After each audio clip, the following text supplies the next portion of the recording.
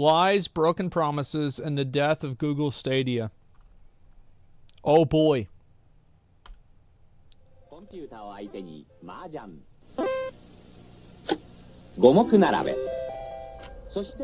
In 4 decades, gaming has evolved from a niche hobby to a multi-billion-dollar industry. Sony and Microsoft gained ground 20-plus years ago, cementing themselves as integral parts of the business. Recent years have seen other non-gaming enterprises enter the race too, hoping to cut themselves a slice of the very lucrative pie. But unfamiliarity with game development's myriad idiosyncrasies placed the likes of Amazon in a difficult position, thus resulting in canceled projects and layoffs. When Google threw its head into the ring with Stadia, the expectation was that the conglomerate had learned from its competitors' mistakes. However, Google's penchant for abandoning risky ventures left many to believe Stadia would constitute a yet another short-lived experiment. The company wasted... I think the idea of Stadia is really good. It's just that we don't have the technology for it yet. I think they might have overestimated the technology, or the people that okayed the decision to do this didn't understand how important precision gameplay is. That's it. It's like, they don't get the difference between like 100 and 200 ms because they don't really play online competitive video games in the same way. But I think Google Stadia and like the idea of like cloud gaming, this is something that will happen. We're just not ready for it yet. No time proving the skeptics right. Stadia launched as a cloud-based gaming solution designed to lower the barrier of entry to AAA experiences. Yes. On top of investing on a technological level, Google also positioned game creation at the forefront of its vision. Ambitions of producing multi-million-dollar IP informed its lofty goals, engendering the establishment of the Stadia Games and Entertainment division that oversaw first-party studios. Unfortunately, pre- and post-launch missteps later revealed that Google put the cart before the horse, building advanced technology before partnering with developers who knew how best to leverage it. And when a team of industry veterans did finally come on board, senior leadership expected near immediate results without the necessary resources in play. See, that like kind of goes more to my point where I think this happened. This was a decision that was made by people that do not spend a lot of time gaming. So fundamentally, the problem was that they did not understand the end user. They didn't understand what the end user truly values. And because they didn't understand that, they decided to do something that was bad. Like, because if they understood it and they were part of that group, then they would have never done this.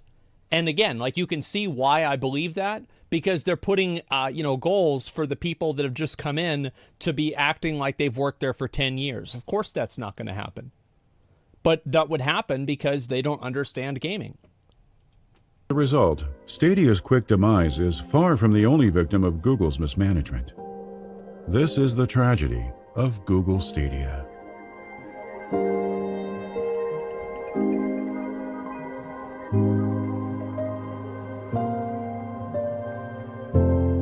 Bro, they make it sound like somebody died.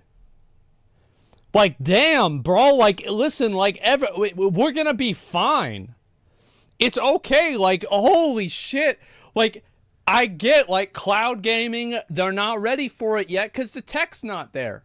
I think in 50 years, we're gonna have cloud gaming. It's gonna be no fucking problem. But we're not there yet. My condolences, yeah. This video has been brought to you in part by Instant Gaming. What's this? Instant Gaming is your one-stop destination for cheap video games. Shop here and get your favorite titles on Steam, Origin, Battle.net, and Uplay for up to 70% off and delivered to you instantly.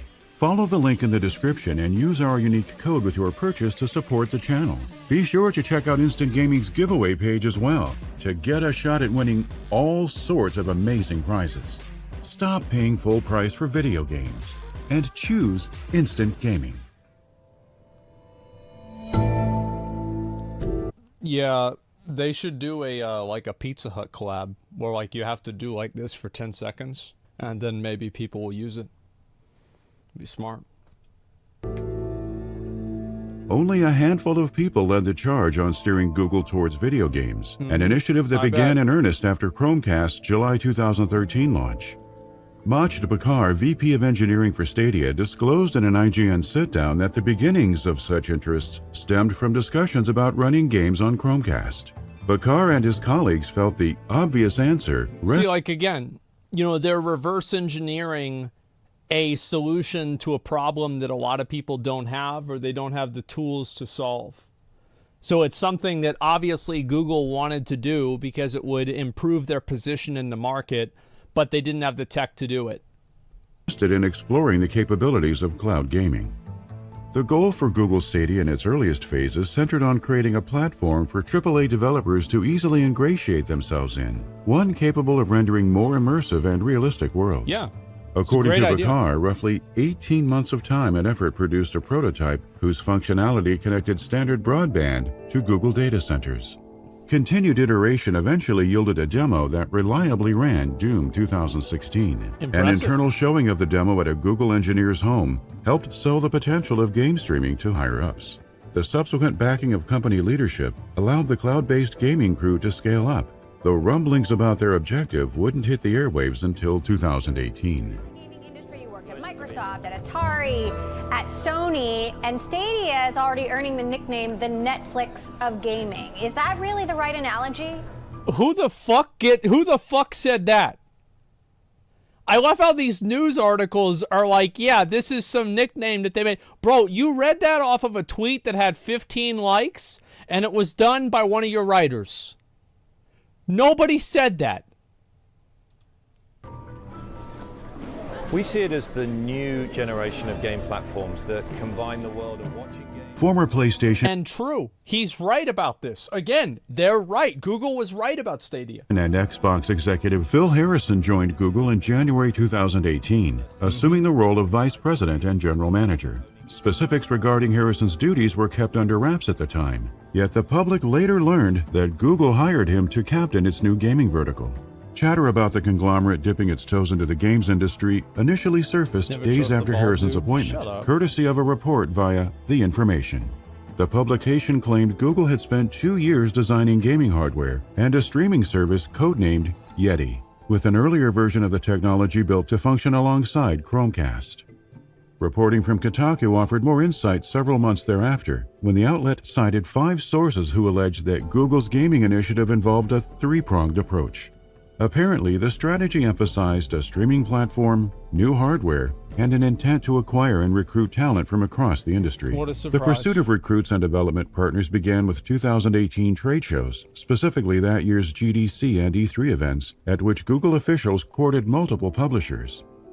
Sources familiar with Google's operations likened Project Yeti to NVIDIA GeForce Now, wherein the technology offloaded a game's processing power to data centers, thus permitting even the most basic PCs to seamlessly run major AAA titles. However, not everyone felt confident in Google's... It's like, that's again, it's too, and like you could see how somebody who doesn't really understand gaming that well would come to that conclusion.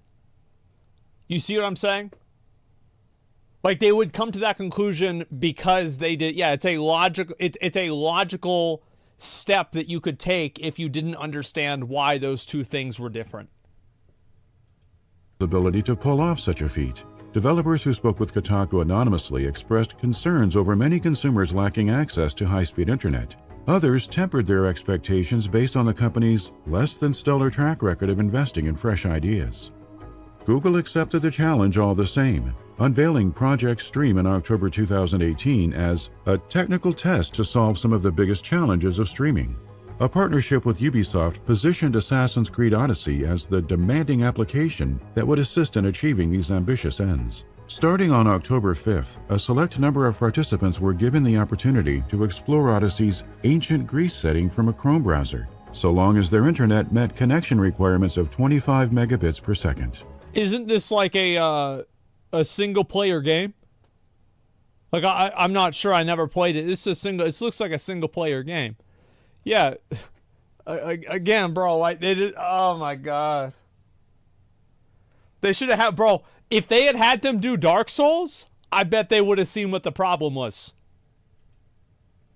Barring a few hiccups, the general consensus from early impressions suggested Project Stream offered a relatively solid experience. People were dazzled by the service, acknowledging the need for improvement on some fronts, but believing Google had set the stage for a game changer.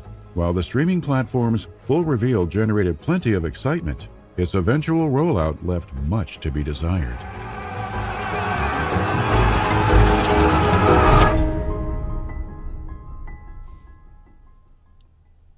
Okay.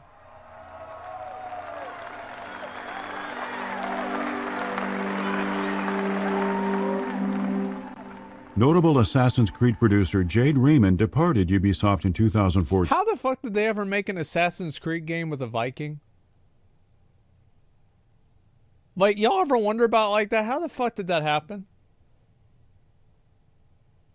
Because it's like, that's the last thing. Whenever I think of an assassin, like, maybe the game was really good, but it just doesn't seem like it's not Assassin's Creed.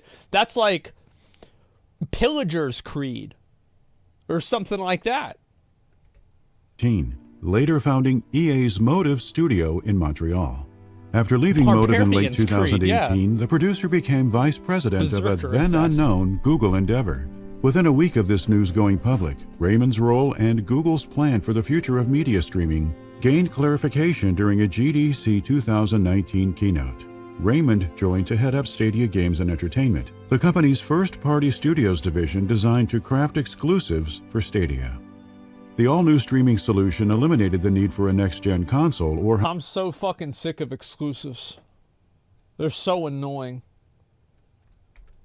...high-end gaming PC, instead letting users navigate interactive adventures via internet connection on a wide variety of platforms. Stadia additionally promised seamless connectivity between devices, exhibited with a GDC demo in which someone playing on a Chromebook switched to their phone and later a PC, picking up where they'd left off in-game during each instance. Worldwide data centers powered the service in 200-plus territories. And like, again, you can see how if you're showing this gameplay to people that aren't actually playing it, the input delay and the added like millisecond latency that it creates would not be like, the people sitting in these chairs can't notice that. They're not going to know because they don't see whenever his hand is hitting the buttons. Streaming data through millions of miles of fiber optic cable, onlookers were especially intrigued by Stadia's supposed output capabilities. Google VPs Maj Bakar and Phil Harrison swore the architecture could support games in up to 4K HDR at 60 frames per second. Bakar added that future targets for the technology included 120 frames per second and 8K resolution. Nobody needs 8K A dedicated resolution. controller represented the platform's sole hardware component. State-of-the-art streaming technology and a gamepad could only offer so much without the backing of quality content, however. Hence the significance of Stadia Games and Entertainment. During Stadia's GDC reveal, Phil Harrison insisted Google would supply developers with full access to its data centers. The results of such assurances later proved underwhelming. Only 12 launch titles were announced the week ahead of Stadia's November 2019 release. The Tomb Raider reboot trilogy constituted 3 of the 12. AC Odyssey, Mortal Kombat 11, and Red Dead Redemption 2 helped fill out the lackluster list. It didn't escape public notice that all of Stadia's Day One experiences were older third-party titles that many had already enjoyed elsewhere. Yet, the promise of Stadia Games and Entertainment beefing up the content offerings with exclusives held a lot of sway, especially on the heels of division head Jade Raymond unveiling Google's first game studio. Oddly enough, when Stadia's launch day finally came, the dearth of new content counted among the least of an early adopter's worries. Stadia dedicated Reddit threads, previously filled with enthusiasm, turned into sounding boards for disgruntled customers overnight. Many who... That sounds like basically every single video game release. Everybody gets, like, the game is liked. It's like there's an inverse relationship that people have with video games, and this is especially true with MMOs. It's like a fucking reverse paradox. The less you know about a game, the more hyped you are for it. So, like, if they only announce the name of the game, you're like, oh my God, this is going to be so fucking good. Like, look at the Riot MMO. They don't even have a name for it, so people are even more excited about it. They haven't seen anything about this game. They don't know anything about it, so they could just put all of the stuff that they could have imagined inside of the game. They're like, yeah, it's going to have open world PvP, and it's going to be super cool. It's going to have really cool raids, and it's going to look awesome. And, you know, then whenever the game comes out, and you're like, oh, okay, so it's not going to, all right, so it's going to look, okay. I mean, I guess we'll play it. And then you play it, and it sucks. It's like, I fucking hate this shit. That's what happens every time. Pre-ordered the hardware and access codes with the Founders Edition didn't receive their goods on day one. Meanwhile, release day buyers obtained their account information on time. Such circumstances proved particularly problematic because Google awarded unique display names on a first-come, first-served basis, meaning numerous would-be owners of the Founders Edition weren't prioritized as promised. That's kind of funny. Early adopters further faced issues related to poor visual quality and latency troubles that made the likes of Mortal Kombat 11 unplayable. The absence of wireless controller support and achievements exacerbated the problem in the eyes of day one customers. As the weeks wore on, the broken promises sparked questions of whether Stadia's turbulent arrival had put a blight on its chances at success. The realization that Destiny 2 and Red Dead 2 failed to operate at true 4K resolution didn't inspire much confidence in the platform's long-term health either. But the streaming service enjoyed its fair share of wins. The first of such victories manifested in Google's Typhoon Studios acquisition in December 2019, a purchase that occurred before the indie developer released its debut project, Journey to the Savage Planet. The studio founded... I don't even remember that game at all. Yeah, I don't remember that shit in any regard. By Ubisoft and WB Games veterans Alex Hutchinson and Reed Schneider, most impressed Google's growing gaming division because of its AAA team and ability to build a high-quality game in under 3 years. According to Jade... I think a lot of these big companies put too much emphasis on AAA anything. Nobody gives a fuck about AAA. Nobody gives a fuck about any of that if the game sucks. The gameplay for a lot of these games is bad. They look great. They have interesting stories. They're historically accurate in certain ways. But the game's not fun to play. So get that right first. Raymond, Typhoon merely marked the start of Google's acquisition plans. In March 2020, Stadia Games and Entertainment added another firm to its stable, an outfit built from the ground up in Playa Vista, California, with former God of War studio head Shannon Studstill involved as studio director. That same month also saw the division join forces with Gears Tactics co-developer Splash Damage on an unspecified Stadia exclusive. And Stadia updates throughout 2020 ensured an even greater number of users would have the opportunity to experience the fruits of Google's investments.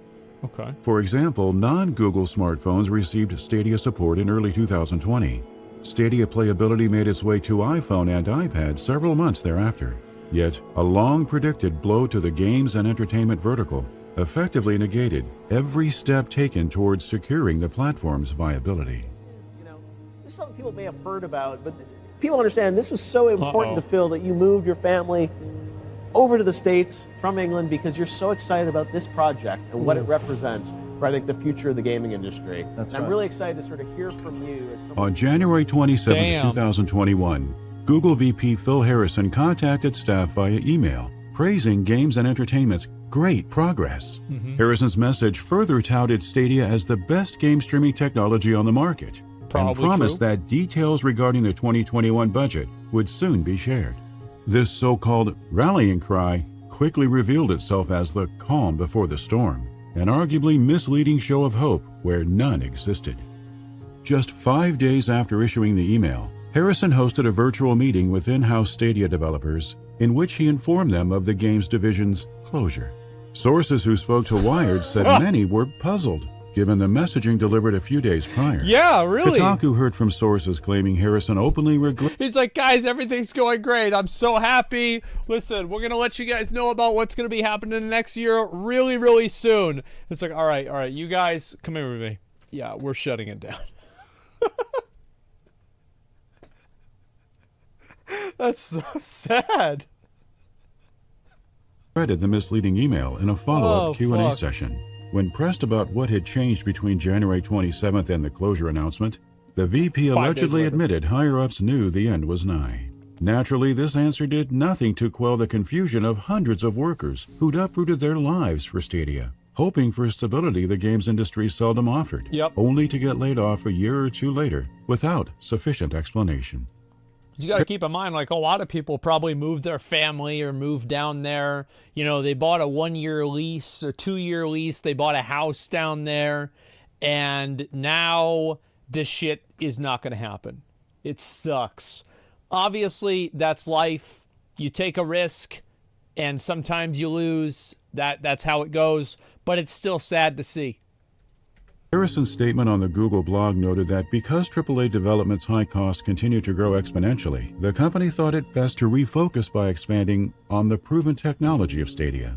Achieving such ends necessitated a long-term sustainable business, which Google believed infeasible if its efforts remained split between game production and technology. Something had to give. Stadia Games and Entertainment got the axe. As a consequence, every work-in-progress Stadia exclusive immediately fell to the cutting room floor. Well, it's like, also, I'm pretty sure they had released some of them and a lot of people probably didn't care. Like, you've got to look at it from their perspective. Like, if you're one of the Google executives and you're pumping billions of dollars into this and none of these games are popping off, yeah, of course they shut it down. No shit. A few people familiar with the situation insisted the studio closures and subpar communication exemplified how poorly Google managed its gaming sector.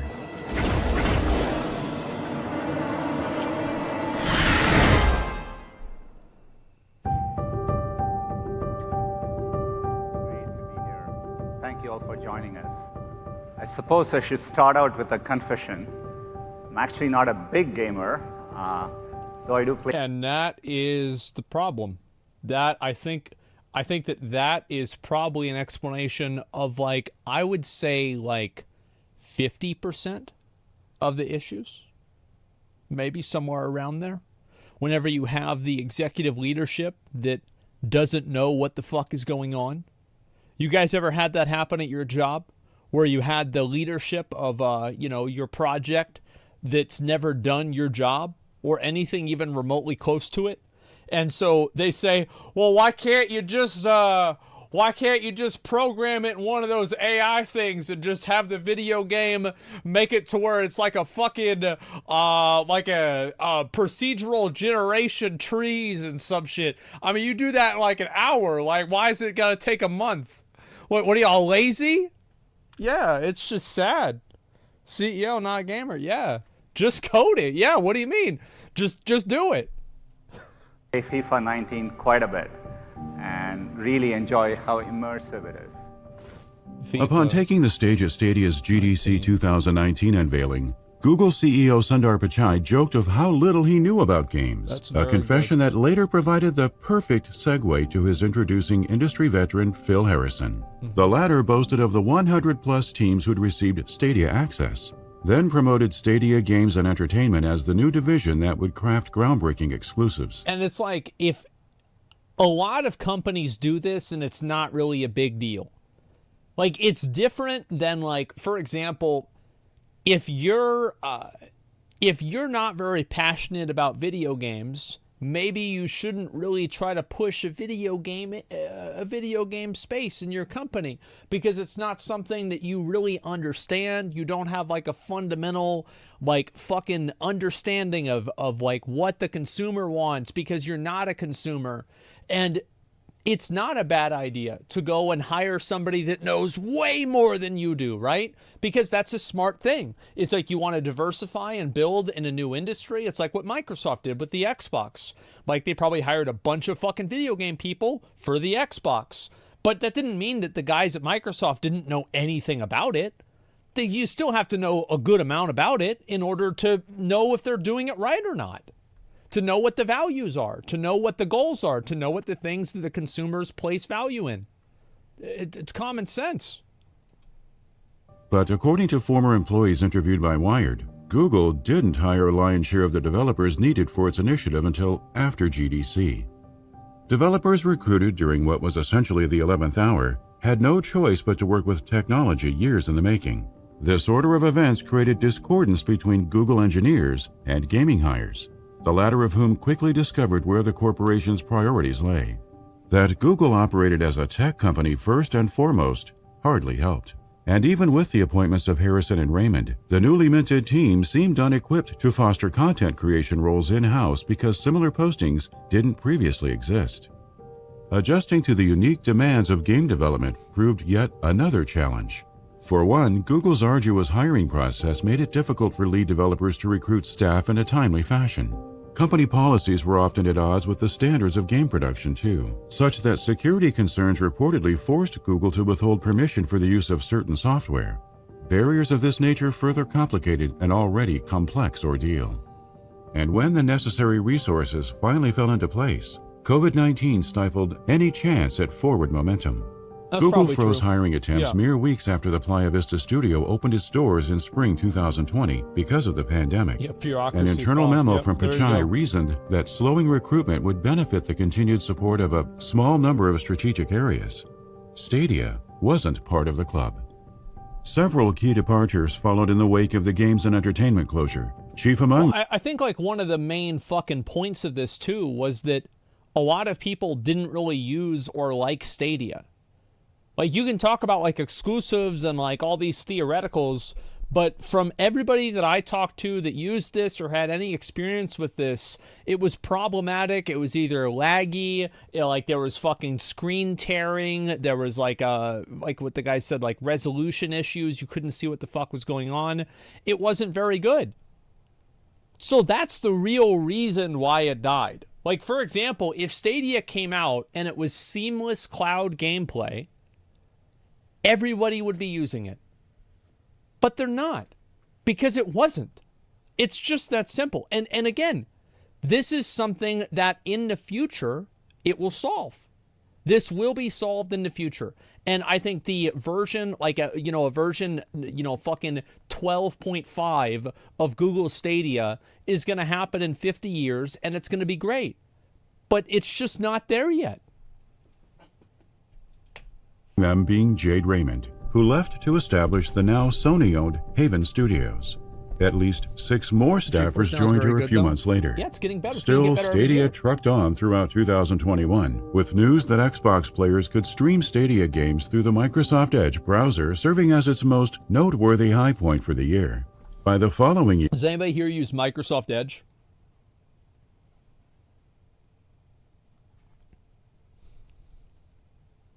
Yes, I do. That's a good amount. All right, that's...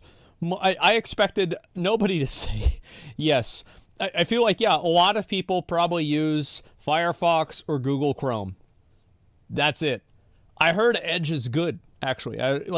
I find it to be very funny that Internet Explorer just had such a bad reputation that they had to rename it. They should have started with something that didn't start with E, though, because then maybe people would have given it a new chance. Even small victories were in short supply.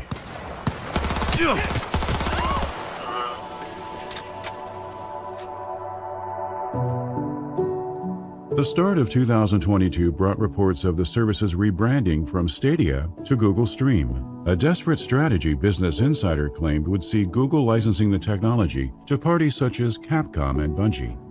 In August, Nerf reports Bryant Chappell provided evidence that Google had begun testing cloud gaming integration across its search engine and Amazon Luna. And I think that's another issue, is that people don't want to have another fucking subscription. Like, am I crazy to think that unless you have like a ridiculous offering, nobody wants another subscription? Come on, man. Any last-ditch effort to save the struggling service soon proved for naught, since Google announced in September 2022 that all Stadia services would cease on January 18th, 2023. In the end, the skeptics were right. Stadia amounted to little more than another of Google's speedily forsaken interests. Sure, revolutionary technology was squandered. I think it's great that Google tried to do this, though. And like, nobody should really meme on them for it, because they tried to actually advance the way that people play video games. They tried to do something new. It didn't work. That's the way it goes. But it's a cool idea, and I think one day it will. Under the weight of mismanagement, and genuinely compelling experiences could have spawned from the first parties. But as is often the case in the games industry, hundreds of designers, artists, programmers, and producers suffered the most. And because of leadership's incompetence, they have nothing of consequence to show for it.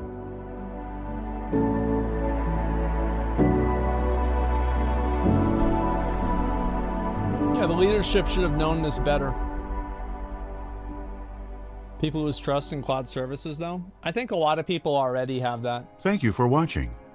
We'd like to take this time to thank, by name, you guys this the video. generous patrons who have pledged to our Hall of Fame reward I tier. will also say that this seems like a like the tone of this video is like the same tone that I would have expected for a documentary about like that spaceship, the Columbia, that blew up. Like this, it makes it sound like, and after the end of it, they sacrificed all of the developers to the blood god. And they had to just go ahead and make that sacrifice so they could start the next venture. Like, yeah, it's just, am I crazy? I feel like it was just like super, super serious. Alex Moretti. Funny. You can't and prove those currently they didn't. subscribed to our producer reward Yeah, there you tier. go. Brock There's the video. Piviroto, Darirap Sigurdsson, GetWrecked.com, Jonathan, Kira May, Landy K. Hayes, Mario Herrera, Milkshake. If you enjoy our content, please consider subscribing to our channel and backing us on Patreon. Milkshake. What is this? This is the new cast of Aqua Teen Hunger Force. Holy fuck, man. Oh my god. At Patreon, I'm just so he says Kachi Bass? Yeah, something like that. Candace Nuts. Just, I feel like that's probably worth the money to have him say something like that. That shit's so funny.